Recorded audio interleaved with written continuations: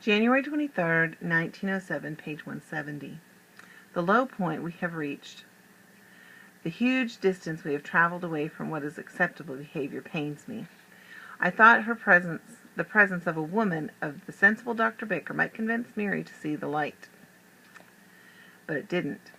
In fact, our approach to the cook was violent. It leaves me with great guilt. I think of Mary tonight, the cuts on her face, her hands scratched and blue with cold, her wrenching screams. I must ask myself over and over, was it necessary what we did? The day started with a shadow of what was to come. Dr. Baker, Mr. Soper, and I met on the pavement in front of the department and the police car wagon pulled up. An officer stepped out to open the back for us. A hulking man with a crooked nose and pinched eyes, and he seemed dead to me. I knew some policemen, like Officer Donnell, who walks the beat in our neighborhood, but this fellow wasn't like Officer Donnell. In his stiff blue suit, his tall hat and copper star, his size and strength seemed to make everything around him shrink. I climbed into the first wagon, trying to avoid his thick, poured face.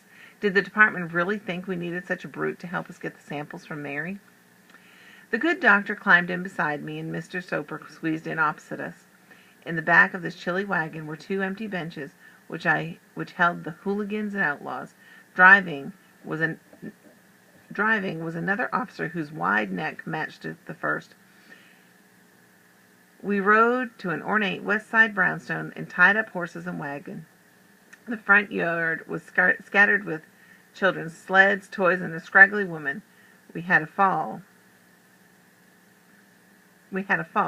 3 inches of snow. Dr. Baker walked up the steps alone while he waited on the sidewalk. I pictured Mary flinging the door and charging after her with a knife, and I felt a bit relieved to have the officers with us. The doctor rang the bell. An elderly maidservant answered, and the doctor introduced herself and asked for Mary Mallon. The woman took one look at the group of us and said she'd be right back. She closed the door on Dr. Baker without inviting her in. We waited a minute, then 2, then 5, and Dr. Baker rang again. The door opened, and another servant stuck his head out. The small old man, who apologized that no one was in at the present time. He took a step back as if to retreat, and Dr. Baker threw out her arm and pushed the door wider, nearly knocking him out of the way. She nodded to us at the bottom of the stairs. "I'm afraid I'm going to have to ask these officers to search the premises for Mary Mallon," Dr. Baker said. She backed the odd fellow into the hall. The officer started up the stairs. My heart froze. I now saw clearly what she meant by force. The old man tried to stop her, but "No one is here, Mrs." "We shall see for ourselves," Dr. Baker said. She disappeared into the house, and the officers went in after her. Mr. Soper followed the officers. My stomach wrenched, and I didn't want to take part in this invasion.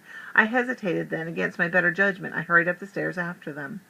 The overcast morning shed little light into the rooms. I could hear worried servants pretending to help Dr. Baker, but instead merely obstructing their way, pulling up carpets, misdirecting her.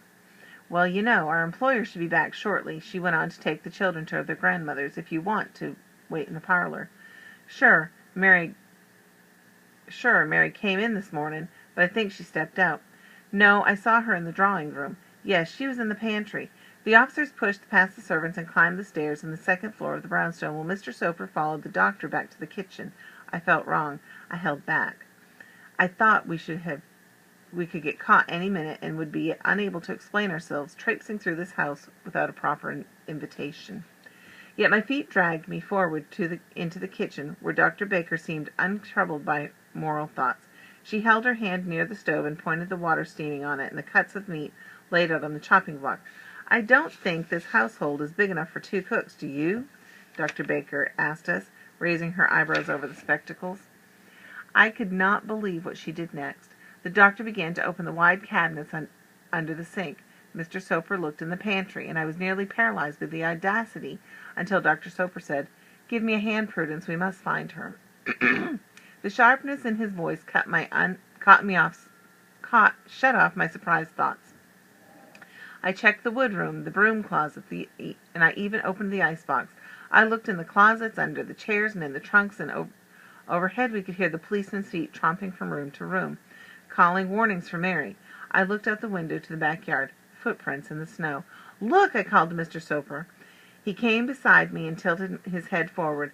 The yard was fenced in, and the gate opening up to the back of the road. Surrounding the yard were the backs of other brownstones, the long rectangles in other yards. The footprints were varied and many. "There's a good chance she's out there," he said. We found the back door unlocked and let ourselves out, and the children's footsteps led around the swing set, the garden furniture, the bird fountain. The adult footsteps led to the coal cellar, which was empty, all but of coal. The wood pile, behind which no one hid, and out in the back gate, where they quickly melted into dozens of other footsteps onto the road. Mary could have hidden in any of the neighboring homes. Dr. Baker followed us out to the back, and the hands on her waist and her breath steaming from her mouth. "I refuse to believe she's disappeared," she said. The policeman joined out back and moved to the neighboring hearths and knocked on the doors, inquiring about an escapee cook. I kept close to my chief while Dr. Baker ventured out on her own, and the officers separated. We looked everywhere, under tarps and tree houses, behind woodsheds, in all the yards and the brownstones, and I was becoming used to this willful trespass, this disregard for the law, that the copper star gave us. The officers were the law. A cry went up from the yard and nearly a block down. "Police! Police!" I recognized Dr. Baker's voice. We all went running toward her. She stood beside the brick stairway that had a passage and a small iron door underneath. We stood expecting to see Mary. There, the doctor pointed into the crack where a piece of blue gingham fluttered. One of the officers went to the door and flung it open. Mary stood shivering, her lips pale blue from the cold. The officer reached for her. She leapt out and scratched at his cheek. She ran down the yard. The officer tackled her. She fell on her face in the snow, and the policeman wrestled with her on the ground, trying to grab her hands and pushing her cheek down. She screamed, "Don't touch me! I'm innocent! Maggots! Lousy cheats! Get your hands off me! I've done nothing to you!" I could hardly bear to watch while one of the copper grabbed her and clapped her wrists together, and the other locked her in cuffs, still screaming, "Let me go! Let me go!" Her face and her hands were raw and scratched from the scuffle. The first officer hooked her under the shoulders, and the second picked her straight up off the ground. They carried her, kicking and screaming, to the wagon. The officer chained her to the bench. Mary shouted, "For God's sake, release me, man! Gutter snakes! Help! Somebody help me, please!" "Let me sit her down," Dr. Baker said, pushing aside the officers. "Let me sit with her," Dr. Baker said, pushing aside the officers. She lifted her skirts and climbed right into the back with Mary, who continued to bellow. People passing by stopped to stare. "You quiet down now," Dr. Baker said to Mary in a firm tone. "We will take you directly to the hospital, where you will give us a sample of your fluids. Once we have the results, we will release you." "Let me go! Help! Help! Somebody help me, please!" Mr. Soper and I boarded into the wagon with the screaming woman, and the policeman sped down to the East River and the detention hospital for contagious diseases. By the time we got to the building, Mary had finally settled down like a beaten animal, terror and anger brewing in her red-rimmed eyes. Dr. Baker admitted Mary for a full bacteriological exam. She was placed in a special room for testing. She wouldn't look at any of us while the officer cuffed her into the chair. She was still breathing heavily and growling to herself, her gingham apron torn and her hair loose from her bun, cheek and knuckles scratched. Anger blew from her like smoke. Looking at her made me want to cry or turn away or kneel at her side and explain the whole theory to her, but I stood in the corner frozen. Dr. Baker asked a nurse for a basin of warm water and a tray of food. She sat in front of Mary and said to her in a low tone, "We don't want to hurt you, Miss Mallon. You must understand that. You must cooperate with us. Everything will be easier if you cooperate."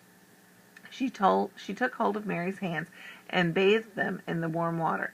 Mary's body stiff in her seat, her face pinched and red. "If you would relax, we could take off the cuffs and make you more comfortable," Dr. Baker said. She wrapped bandages around Mary's hand and washed the cuts on her face with fresh water. I could feel Mr. Soper studying Mary and how he did, and Dr. Baker find the strength necessary. How did he and Dr. Baker find the strength necessary to take the cook from her life the way they had? I questioned my own ability to do what they did. Did I have the stomach for such interference? And was it right? I felt as if we had broken the law. We had no warrant for her arrest, no right for her employer's home. The typhoid was still speculative. Weren't we obliged to release her? The rail-thin young man, Dr. Parks, joined me. He looked over at his glasses, and Marion asked her, "Miss Mallon, have you ever suffered from the typhoid fever?" She stared down at her bandaged hands and didn't answer. "Have you ever had any serious illness, pox, fever, consumption?"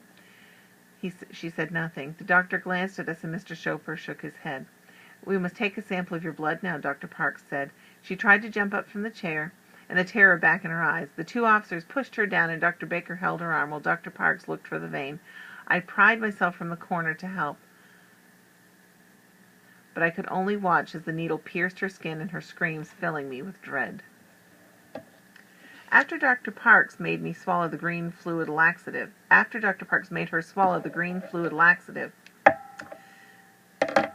he spoke to Mary out in front, as if she were not there. "Since we cannot be certain how the disease may be produced in her body, it would be better to test her daily for a time. She's a new sort of case that needs to be observed carefully." Hearing that, Mary sat straight and said, "I ain't no experiment, and you can't do this to me." "Miss Mallon, really, it's the only way," Dr. Baker assured her. "I've got no disease," she wailed. "Why do you people think I'm sick? Are you crazy? You're all crazy." She tried to yank free of her bandaged hands, shouting, "I'm well, I'm well. Why doesn't anybody believe me?" She was hurting herself, and our presence wasn't helping. When the nurse brought Mary her tray of food, the officers stayed with her, and the rest of us stepped out of the room. Out in the hallway, we could still hear her crying. Dr. Parks said to us, "A person who learns for the first time that they're carrying a contagious disease is often upset. Some won't cooperate for days." "At least she's in quarantine now," Mr. Soper said. "At the very least, she will not be passing the typhoid to that family." Hey, quarantine's one of your vocabulary words. Check that one out. "Give her some time to settle down," Dr. Parks said. "We can discuss her case when we have some evidence, yes?" I understood that they were leaving her there. Dr. Parks excused herself to do his work, and Dr. Baker left, saying she had other business in the neighborhood. I went out to with Mr. Soper in the cold afternoon, and I could feel an emptiness between us as we headed toward the streetcar stop. Now that we've caught Mary, besides the obvious question, does she really carry the typhoid germ? There were so many unknowns in the case. What was her history? Who is she, and where has she been? This looms before us, the possibility that may never give us the answers. I suppose my chief was feeling the same emptiness for at the trolley stop he gave me the rest of the day off. "We shall visit her again soon," Mr. Soper said. "We have some deep inquiry still ahead of us." His face looked so worn and tired, I wanted to touch his cheek and to take from him his exhaustion. Instead, I watched him walk away, his head bowed. I can't stop thinking about her piercing screams, the wild terror in her eyes when the police tackled her, the bloody cuts on her face and hands. It's one thing to follow the course of disease through the observation and questioning. It's truly another to be jailing human beings without being suspected of carrying germs. To tell the truth, the more I think about what we've done, the sicker I feel. The whole incident was immoral. Is this how the Department of Health and Sanitation goes about preventing disease? Do I really want to be part of such an organization? What if Mary doesn't catch the typhoid? We have already assaulted her and imprisoned her and taken her dignity from her, treating her like a common fugitive from the law. What will we do if we're wrong?